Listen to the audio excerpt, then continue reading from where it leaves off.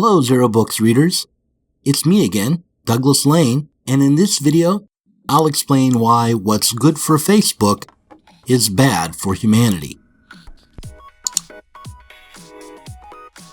How do you sustain a business model in which users don't pay for your service? Senator, we run ads. I see. Just how important is Facebook today? To answer that question, we have to set Zuckerberg's empire in context. And in a society like ours, that means we have to consider Facebook in terms of market share and profits. Lately, a lot of people have been surprised by and have made a big deal out of the fact that the video game industry is more profitable than Hollywood. But in 2017, Facebook, all by itself, generated just about 4 times as much revenue than the total North American box office. Just why is it that pictures of our neighbor's breakfast, updates from high school friends we'd rather forget, and the latest Eric Andre or American Chopper meme could together be more lucrative than I Feel Pretty or Infinity War? One answer might be that Facebook is more reassuring than a Hollywood movie. Facebook is, after all, the app that helps us convince other people that we've got something like a life. The social scientists tell us that we're not happy, that we're miserable, but with Facebook we can at least try to convince other people otherwise. Or, as Carl Cederstrom and Peter Fleming put it in their book, Dead Man Working, although dead, we are nevertheless compelled to wear the exterior signs of life. We feel lifeless, and this has prompted a new wave of managerial motivation techniques gleaned from the growing industry of self-help and New Age spirituality.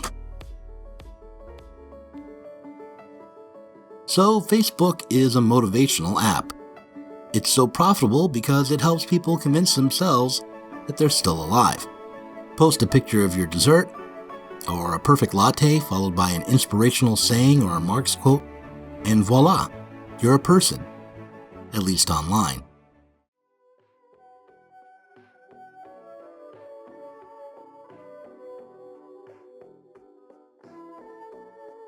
But I hear some of you saying, why should we be so unhappy, so lifeless?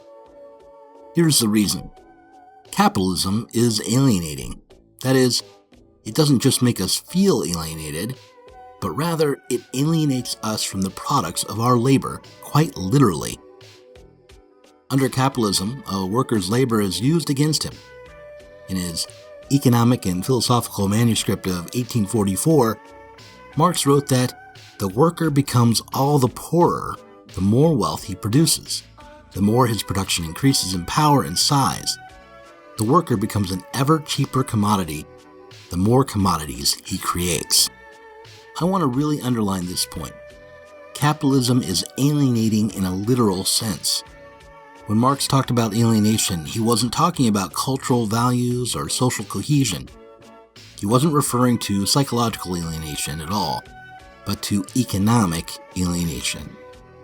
And it's on this level that we should consider Facebook. Well, how do you sustain a business model in which users don't pay for your service? Senator, we run ads. I see.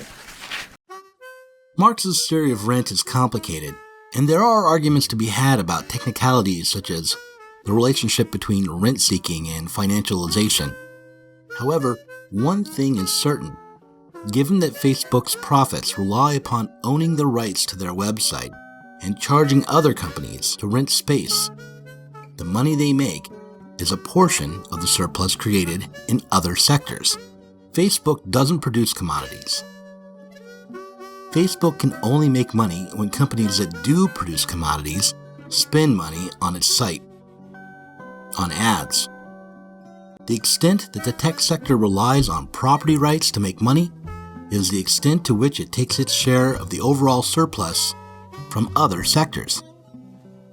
What this means is that Facebook can be profitable even as the economy is tanking. In fact, it's likely to be a sign that the productive economy is tanking whenever something like Facebook takes such a huge share. The rise of the robot-like Zuckerberg is a symptom. We recognize Zuck as a sign of how advanced our technology has become, an indication of how many machines we have, how much automation there is. But as such, it's also a symptom of the way capitalist innovation leads towards crisis. The richer he gets, the more psychologically alienated we become, and the closer we get to another economic crisis. Technology, in and of itself, can be liberating. Innovation, automation, rocket ships, and 3D printing, all of this could be liberating, but as long as we allow the logic of capital to direct innovation, we'll always end up in a contradiction. Capitalism can only take us so far down the road towards a techno-utopia. To get the rest of the way, we'll have to do more than set up an alternative social media platform for the people. We'll have to get rid of capitalism altogether. Meanwhile, most of us are longing for some other answer. Some easier way. Some way for the machines to fix the world for us.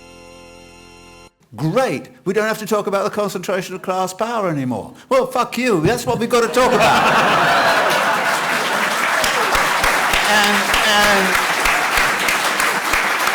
And that's going straight to Facebook.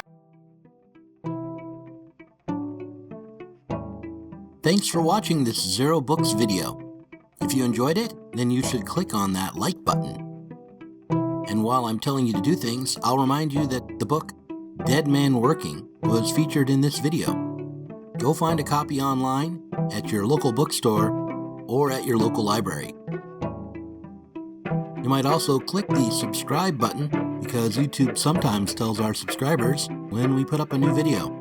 Finally, if you're not a patron of our Inside Zer0 Books podcast, you should be.